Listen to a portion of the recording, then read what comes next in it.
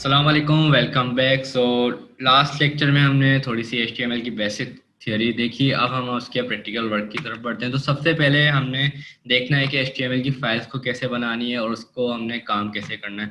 तो HTML के ऊपर काम करना इतना मुश्किल नहीं है। इसके लिए हम कोई भी जो हमारे विंडोज़ के अंदर इंस्टॉल होता है नोटपैड, उस पर भी हम काम कर सकते हैं, या फिर कोई भी अपनी मर्जी का पसंदीदा टेक्स्ट एडिटर आप उठा लें, उसके ऊपर काम कर सकते हैं। तो मैं आज जो यूज़ करूंगा वो मैं यूज़ करूंगा सबलाइम टेक्स्ट एडिटर। आप अगर चाहें नोटपैड पर भी यूज़ काम हो सकता है या किसी और चीज़ पर भी काम होता है। तो सबसे पहले हमें चाहिए होगा एक फोल्डर बना लेते हैं हम अपने डेस्कटॉप पर ही फोल्डर, उसका मैं नाम रख देता हूँ HTML फाइल्स का।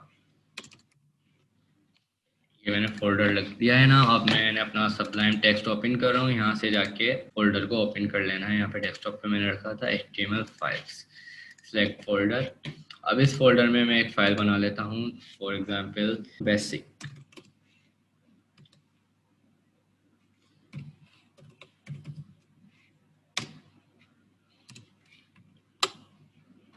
इसको मैंने सेव किया फाइल, अब ये फाइल सेव हो गई है।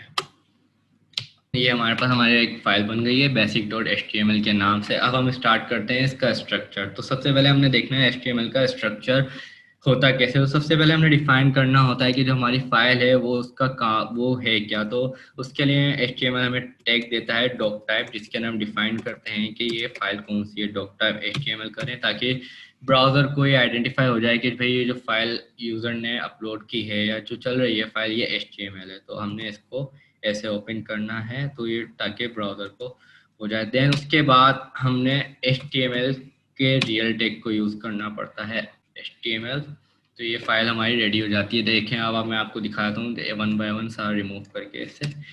अब हमारा जो भी मेन काम होता है, सबसे पहले हमने HTML का टैग यूज़ करना पड़ता है, क्योंकि ये हमारा डॉक्यूमेंट का मेन स्टार्ट होता है कि HTML।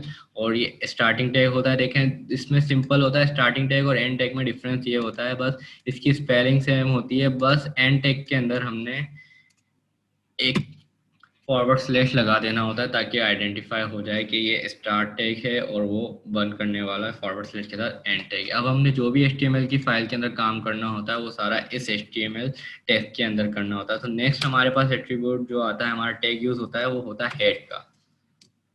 हेड का टैग हमारा इसलिए यूज होता है, इसके अंदर हमने जो भी हमारी फाइल की इंफॉर्मेशन या उसका टाइटल या कहीं और से फाइल, हम कोई स्टाइल शीट या CSS की फाइल इंपोर्ट करवाना चाह रहे हैं, तो वो सारा काम हम इस हेड टैग के अंदर यूज करते हैं। हेड टैग के अंदर जो भी यूज करते हैं ये हमें ब्राउजर पर विजिबल नहीं होता है। देन उसके बाद हेड टैग जहाँ पर क्लोज हो रहा है उसी के नीचे हमने स्टार्ट करना होता है अपना बॉडी टैग। और बॉडी टैग बहुत इंपॉर्टेंट है HTML का टैग के अंदर, क्योंकि अब हमें जितना भी हमारा कंटेंट डिस्प्ले करवाना होता है हमारी वेबसाइट के ऊपर या किसी भी मतलब पेज के ऊपर, तो वो सारा का सारा कंटेंट हमने वो बॉडी टैग के अंदर लिखना होता है।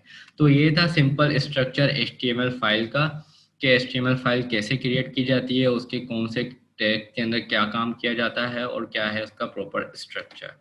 ठीक है, तो नेक्स्ट टॉपिक के अंदर हम इन फाइल्स के ऊपर काम करना स्टार्ट करेंगे, तो आप साथ रहिएगा। Thank you so much.